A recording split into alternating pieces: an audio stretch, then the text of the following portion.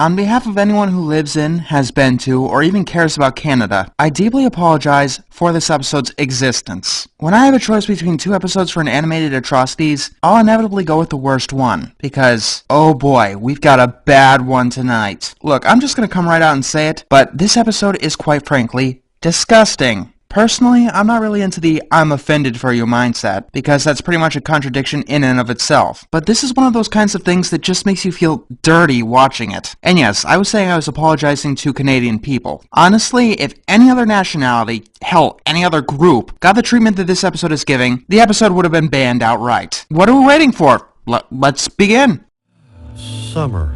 It's what America does best. Heck, we were born in the summer. Get used to that. America can't really be so great if it keeps coming up with atrocities like these. Anyway, Hank and Peggy come across some patio furniture, and they want to buy it. Meanwhile, Bill and Dale come across some kind of beer dispenser, which they buy as well. Unfortunately, Boomhauer has to go to Canada for some kind of house exchange program. That seems like a service that wouldn't be abused for theft at all. Canada? A man only has so many summers, Boomhauer. Why would you waste yours in a country that's dismantling its navy? No, wait, it gets better. Have fun. Hope you got your shots. Boomhauer, don't you dare come back a hockey fan. And so Boomhauer leaves. Hey, looks like the Canadians are here. Boo! I'm not really against someone referring to people by their nationality, especially if that's the only thing you know about them. But these guys are repeatedly referred to as the Canadians. Canadians are here. Telling you, Hank, those Canadians... I'll invite the Canadians. The Canadians. You talking about my grass blades, Canada? Those Canadians. You win, Canada. You know, Canadians... For your Canadian friend. And it gets extremely uncomfortable. We're Americans. We're the world's welcome mat. It doesn't matter if they're from Canada, Laos, or God forbid, California. Right now, they're from Rainy Street. And it's our patriotic duty to show them what good neighbors are all about. You can probably already see where this is going. And yeah, the Hills aren't optimistic about having Canadians be their new neighbors. Holy jeez, this looks like one of those spicy motels. Well, we wanted something different than the lake this year. Why yes, they do have thick Canadian accents. Thank you for noticing. Hello and welcome to the United States. Peggy Hill, at your service. Even though this is like season 13 or something, Peggy is really subdued in this episode. Although I would prefer them taking a focus on her or Luann's increased brain damage, because this episode gives me a different kind of cringe. Not exactly a Splinter kind of cringe, but, well, we'll keep watching. They kinda seem to hit it off. Well, everyone except Peggy. Oh, that's so nice. But we always travel with our own pure maple syrup. It's like they say, you don't want to drink the water in every country, eh? Okay, I'm just gonna put it out there. These new neighbors are incredibly jingoistic. Almost as jingoistic as Hank! Which begs the question, if they love Canada so much, why the fuck did they leave it? I am telling you, Hank, those Canadians are not who they pretend to be. You know their name by now. Can you please refer to them by name? It's like you're saying that being Canadian is their primary character trait. Canada is vast. They might go months without seeing another person. You're an idiot. The next day...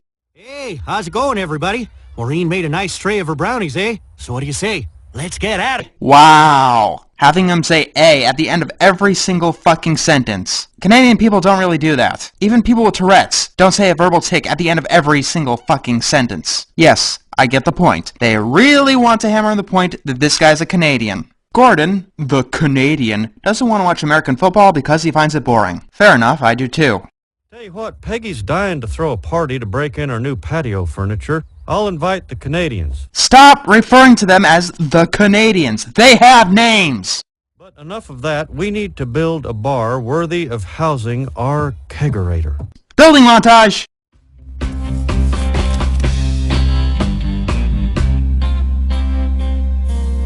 Worst montage ever. So they have a party.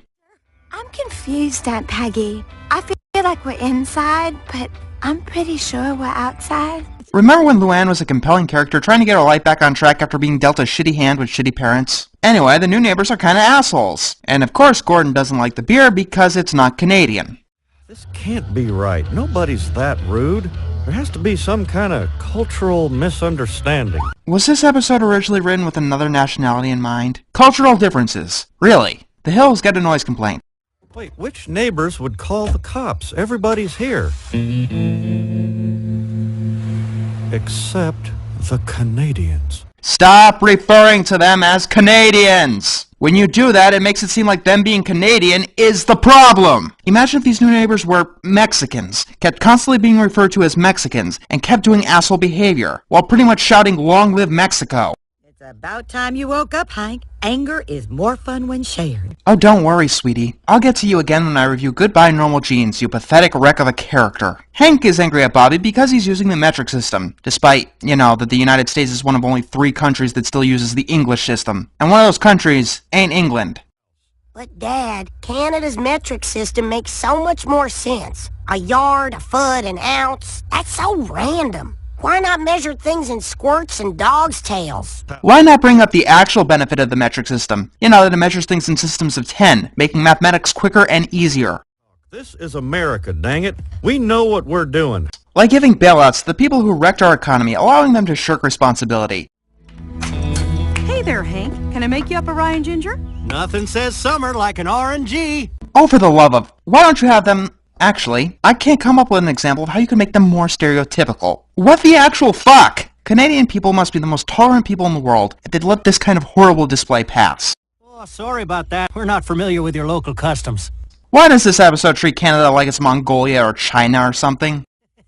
You talking about my grass blades, Canada? He has a fucking name! Yes, Gordon is a jingoist, which once again calls into the question of why he ever left his country of his own free will. But this episode never treats that as the problem. It treats them as being Canadian as the problem. Even if they went the jingoistic route, this kind of moral wouldn't work unless both people were jingoistic of the same country. They have a standoff after Gordon threatens to mow Boomhauer's lawn.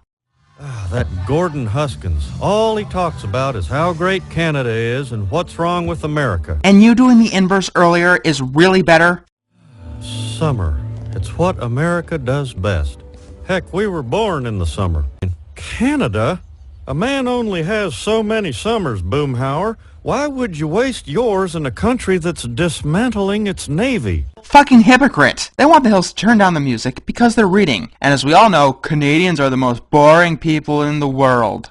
If I want to get rid of those Canadians, I'm going to have to do something I've never done before. He's talking about them like they're moles, vermin infesting his lawn! The Hills decide to be assholes in return in order to get rid of the Canadians. Eventually Gordon comes over, and they get into a beer drinking competition. Why can't America make a decent ale? Probably because we're too busy making medical breakthroughs. Like blowing swine flu out of proportion. Medical breakthroughs and blockbuster movies and... Because Battleship made me go back to the theaters 3 times. Blockbuster movies and going to the moon. Yeah, with that space program that we're not really funding anymore.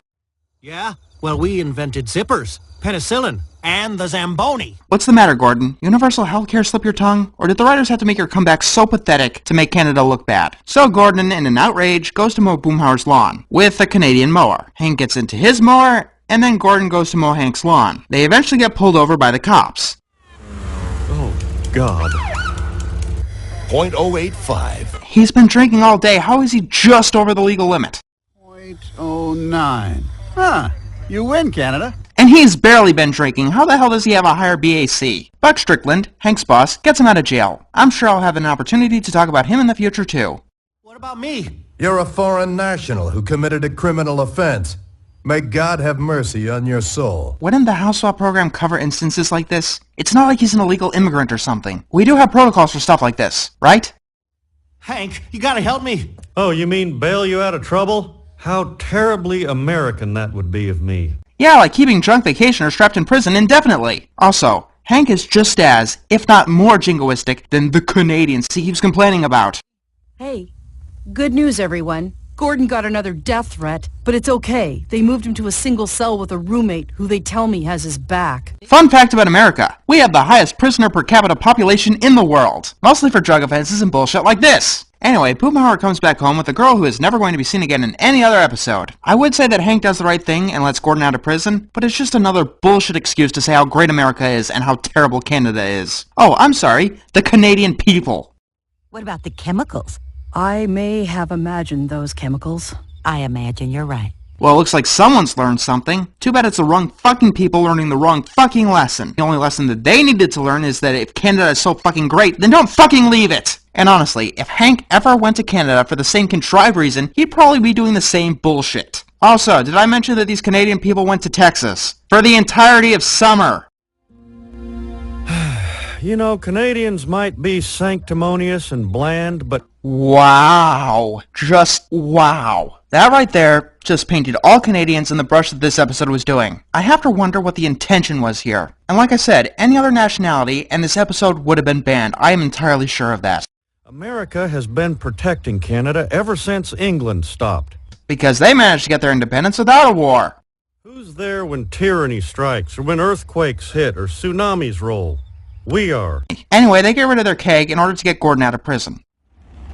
See you guys. If you're ever up in Canada to get reasonably priced pharmaceuticals or, you know, a breath of fresh air, look us up. According to this episode, Canadians are still assholes even after they've been humbled. Which isn't a surprise because this episode sucks. If you want to do an episode about patriotism going too far, fine. But have both characters be from the same country. Or else you make it seem like one country is better than the other. Oh wait, you can't do that because Hank is more jingoistic than Peter Griffin was in that episode he found out he was an illegal immigrant. And Hank can't ever be wrong. I say that that's what I think they were going for because any other intention makes me feel very uncomfortable. Yes, I understand that Canada seems to be the butt of many jokes. And now you know one of the reasons that I don't make them. But for the love of God, there is taking a joke too far. Stereotypes are never funny, and they can never be used to teach a lesson either. The only thing I'm getting from this episode is Canada sucks. Well, give them credit. They didn't make this piece of shit. Every day when you're walking down the street, everybody that you meet has an original point of view. And I say, hey, what a wonderful kind of day. If you can learn to work and play and get along with each other. You got to listen to your heart, listen to the beat, listen to the rhythm of the street. Open up your eyes, open up your ears, get together and make things better by working together. It's a simple message,